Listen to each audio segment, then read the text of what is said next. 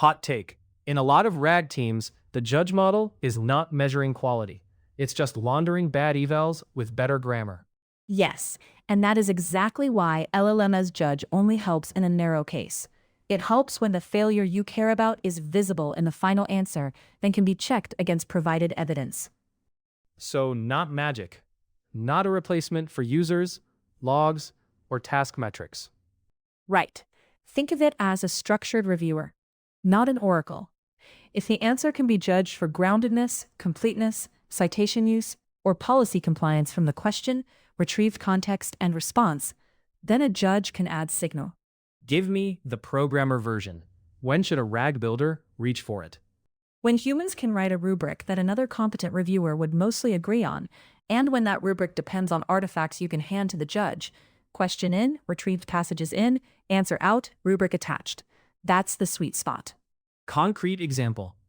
Say you run a support bot over product docs. A user asks whether SSO works with a specific identity provider.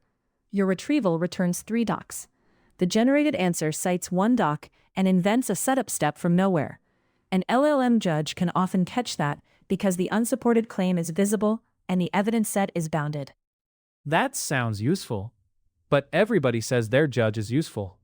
How do you recognize the good case in practice before you build benchmark theater around it? 3 signs. First, humans already disagree less than you think on a sample set once the rubric is concrete. Second, the errors are legible in text, not hidden in downstream business outcomes. Third, retrieval quality is stable enough that the judge is not constantly grading garbage inputs and calling it generation quality. That third one matters because a lot of teams are really asking one metric to cover retrieval, generation, and product fit all at once. Exactly. And then the power shifts to whoever writes the prompt for the judge. If your retriever misses the key chunk, the answer may be wrong for a good reason. A judge can tell you the answer is unsupported, but it cannot rescue a broken pipeline or tell you the missing document should have been retrieved, unless you evaluate that separately. So the condition is not just answer visibility, it's answer visibility plus bounded evidence plus a rubric with real agreement. Yes. Here is another scenario. Internal policy assistant. Employees ask, "Can I expense a client dinner with alcohol in California?" The system retrieves the travel policy and a regional exception note. A judge can score whether the answer directly addresses the state-specific rule, cites the relevant section, and avoids adding policy that is not in the documents. Now let's hit the failure mode. What goes wrong when teams ignore those conditions? They start using the judge for things it cannot truly observe. Helpfulness without a rubric, business value without outcome data, safety without adversarial coverage. Then the judge mostly rewards style, confidence, and similarity to its own preferences. Which means the smooth answer wins, even when the useful answer is rougher or asks a clarifying question. Yes, and in RAG that can be dangerous.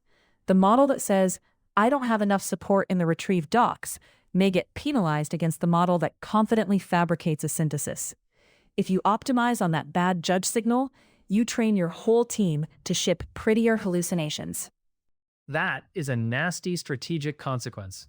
The dashboard says up, and the trust from users goes down. And the losers are usually the teams closest to reality: support, compliance, search relevance.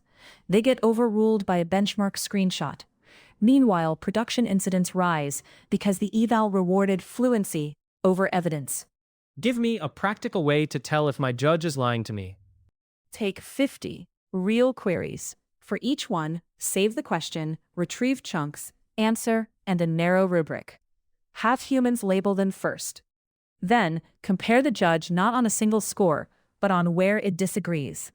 If its bad calls cluster around ambiguity, missing retrieval, or cases where abstaining should win, your setup is not ready. So you're looking at disagreement patterns, not worshiping correlation. Exactly. Also force pairwise contrasts. Show 2 answers with the same evidence and ask which is better and why. Judges are often more reliable on relative choices than absolute scores, and always keep a small adversarial set: unsupported claim, wrong citation, quote with altered meaning, answer that sounds polished but dodges the question. Let's make that vivid with one more example. Imagine a legal docs RAG tool for contract review. Query: can this clause be assigned without consent? Retrieval brings the assignment clause and a merger clause. Answer A says, yes, assignment is allowed because it sounds plausible. Answer B says, the retrieved clause requires consent, and the merger clause does not change that. A good judge with the text in front of it can usually flag answer A as unsupported and prefer B. But if you ask the judge to score business risk or legal correctness beyond the provided text, So, the mature position is not anti-judge, it's anti-fantasy. perfectly put. Use LLM-as-Judge when the task is inspectable, the evidence is present, and the rubric matches what humans actually care about.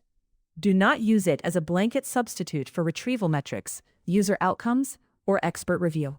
And if you ignore that, you don't just waste time, you hand decision power to the easiest thing to score.